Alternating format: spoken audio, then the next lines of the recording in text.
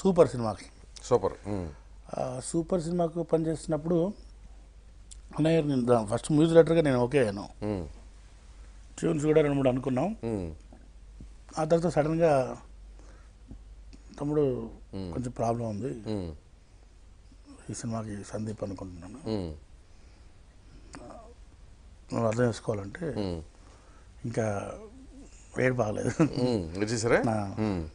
నువ్వు అట్లా అవ్వద్దు, మనం మళ్ళీ కలిసి పనిచేస్తాం, అట్లా నువ్వు ఏడొద్దు అని చెప్పి నేను వెంటనే అక్కడి నుంచి అన్నయ్య వెళ్ళొస్తా అని చెప్పి కిందికి వచ్చి కార్లో కూర్చొని ఏడ్చా. అంటే ఫస్ట్ టైం అన్నయ్యతో బ్రేకా అనేది తట్టుకోలేకపోయాను. అప్పటికి ఎన్ని సినిమాలు చేశారు ఆయనతో? 5-6 సినిమాలు ఏంటి. 5-6 అంటే ఆయన ప్రతి సినిమాలో ఉన్నారు. అవును, ఫస్ట్ సినిమా తప్ప అన్ని సినిమాలు. ఇంకా మూడ్ ఆఫ్ అయిపోయింది, రికార్డింగ్ స్టూడియోకి వెళ్ళి ఇంటికి వెళ్ళిపోయాను. సో అట్లా బ్రేక్ వచ్చింది. తర్వాత మళ్ళీ 2 సినిమాల తర్వాత దేశముద్రు. అంటే మళ్ళీ దేశముద్రుతో కలవడంతో ఫుల్ హ్యాపీ. యాక్చువల్గా ఆ ఎనర్జీ అసలు అలా కలిసిన తర్వాతనే ఆ ఎనర్జీ మళ్ళీ పెరిగింది. ఎలాగైనా మనం మెప్పించాలి, కొత్త రకమైన మ్యూజిక్ మళ్ళీ ఇవ్వాలన్న కసితో చేసిన పాటలు అవి. ఓకే. దేశముద్రు ఎందుకు తర్వాత ఇప్పుడు అడిగారా ఎందుకు నన్ను తప్పించేశారని? అంటే ఆయన నా తరపు నుంచి కాదని చెప్పారు. నా తరపు నుంచి నువ్వే మ్యూజిక్ డైరెక్టర్, ఎప్పుడు నాకు నీతో ఏ ప్రాబ్లం లేదు, చెప్పగానే అర్థం చేసుకుంటావు, లోకల్లో ఉంటావు, ఎప్పుడు పిలిస్తే అప్పుడు వస్తావు, ఎక్కువ సిట్టింగ్స్ అవసరం ఉండదు, ఇంకా నాకేం ప్రాబ్లం చెప్పి నీతో అన్నారు. కరెక్ట్ అయినా. సో ప్రొడ్యూసర్తో హీరోతోనే వచ్చి ఉంటుంది, ఏదో ప్రాబ్లం ఉంటుంది, చెప్పలేదు అది.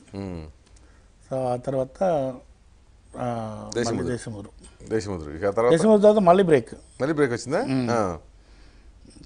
మళ్ళీ బ్రేక్ తర్వాత మళ్ళీ గోలీమార్, నేను ఇంతే మళ్ళీ రవితేజ కాంబినేషన్లో చేశాను. ఆ తర్వాత గోలీమార్, లాస్ట్ గోలీమార్ 2010.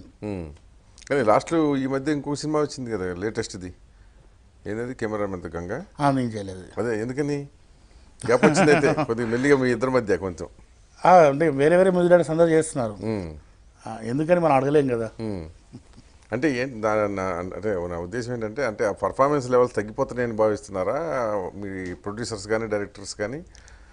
క్రియేటివిటీ కొత్త వాళ్ళతో పోటీ పడే విషయంలో మీరు ఏమన్నా వెనకం చేస్తున్నారా? లేదు, అంటే ఒకవేళ వాళ్ళు అనుకుంటే దానికి నేను క్లారిటీ ఇవ్వగలను. సింహ అనే సినిమాకి 2010 అది. అవును, ప్రూవ్డ్, అది నంది అవార్డు కూడా వచ్చింది. అవును. తర్వాత మళ్ళీ జగనన్నయ్యతో చేసిన గోలీమార్ కూడా మ్యూజికల్గా ప్రూవ్డ్ అది. సో అన్ని రకాలుగా బాగుందని ప్రొడ్యూసర్, హీరో, డైరెక్టర్ అందరూ సాటిస్ఫైడ్. రీసెంట్గా దేనికైనా రెడీ ఒక సినిమా వచ్చింది. అవును, 2012. అది కూడా ఆడియో మంచి సక్సెస్ అయింది, సినిమా కూడా సక్సెస్ అయింది. సో ఆ రకమైన ప్రాబ్లం ఏం లేదు. రకరకాల ప్రాబ్లమ్స్ ఉంటాయి మనకు, అన్ని తెలియవచ్చు.